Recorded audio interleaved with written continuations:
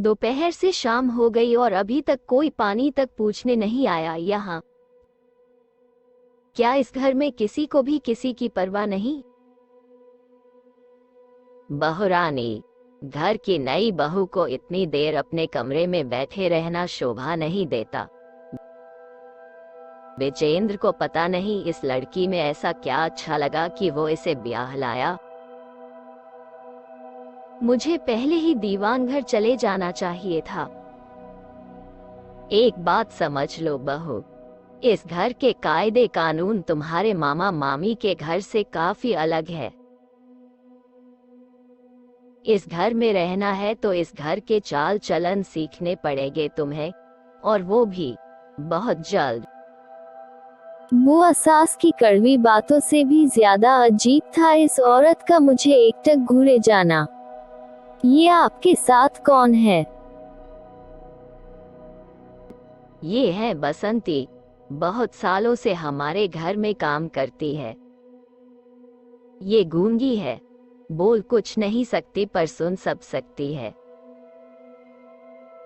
ए बसंती, तू यहाँ खड़े खड़े मुंह क्या देख रही है? ट्रे नीचे रख और निकल यहाँ से। ये तुम्हारी सास के कंगन है, इस घर के खानदानी कंगना। मुंह दिखाई में तुम्हें ये देना ठीक लगा।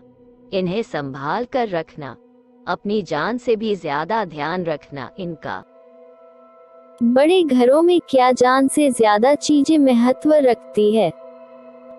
ए लड़की, मतलब बहुरानी, अच्छा होगा कि तुम अपने कमरे की सारे खिड़की दरवाजे बंद रखो।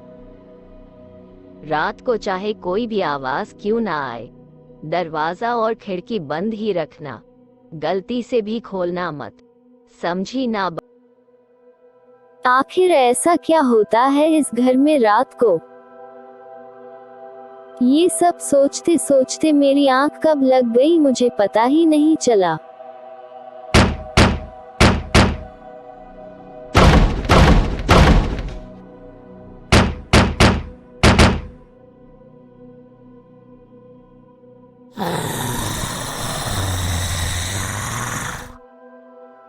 ये आवाज कहाँ से आ रही है?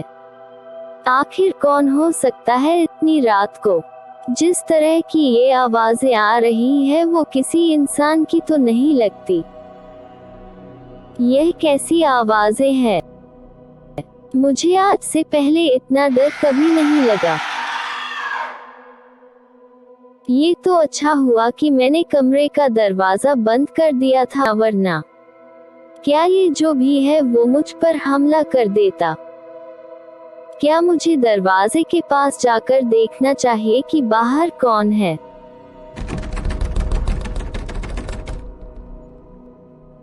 हे काली माँ, मेरी रक्षा कर। शायद वो जीव यहाँ से जा रहा है, पर वो वापस आ गया तो कौन बचाएगा मुझे? नहीं, ऐसा नहीं लगता कि वो वापस आएगा। जिस तरह से वो जीव दरवाजा तोड़ने की कोशिश कर रहा था, ऐसा लगता है कि वो बहुत भूखा है। और वो अगर सच में भूखा है तो इसका मतलब आज रात वो किसी न किसी को, किसी के मरने की आवाज किसी न किसी को जरूर मार डालेगा। माँ काली मेरी रक्षा कीजिए, माँ काली मेरी रक्षा कीजिए, माँ काली मेरी रक्षा कीजिए। प्रार्थना करते करते मुझे नींद कब आ गई मुझे पता नहीं चला। बहुरानी, दोपहर के 2 बज रहे हैं और अभी तक तुम गाय की तरह यहाँ लेटी पड़ी हो। इतनी देर तक सोओगी तो घर का काम कौन करेगा? वो असास कल रात को मेरे कमरे के बाहर कोई जोर जोर से दरवाजा पीट रहा था। कौन था वो? मुझे तो ऐसा लगा कि जैसे कि मैं मरने। क्या मतलब है कि कौन था? तुम्हारे पति के अलावा और कौन आएगा रात को तुम्हारे पास? जल्दी से तैयार होकर रसोई घर आ जाओ, बहुत सारा काम पड़ा है और मुफ्त का कोई नहीं खाता इस घर में। जमींदार घर की रसोई और इतनी बुरी हालत। इस रसोई घर को देखकर तो ऐसा नहीं लगता कि यहाँ सदियों से किसी ने खाना बनाया हो। बहुरानी, अब जल्दी जल्दी अपना खाना बना लो और हमारे लिए खाना बनाने की जरूरत नहीं है। मैंने बिना कुछ बोले ही सीधा सब्जी काटना शुरू कर देती हूँ। अभी तक इस घर में इतना कुछ अजीब हो चुका था कि ये पूछना भी ठीक नहीं लग रहा कि मैं आप लोगों के लिए खाना क्यों नहीं बना सकती। अचानक से हाथ पकड़ना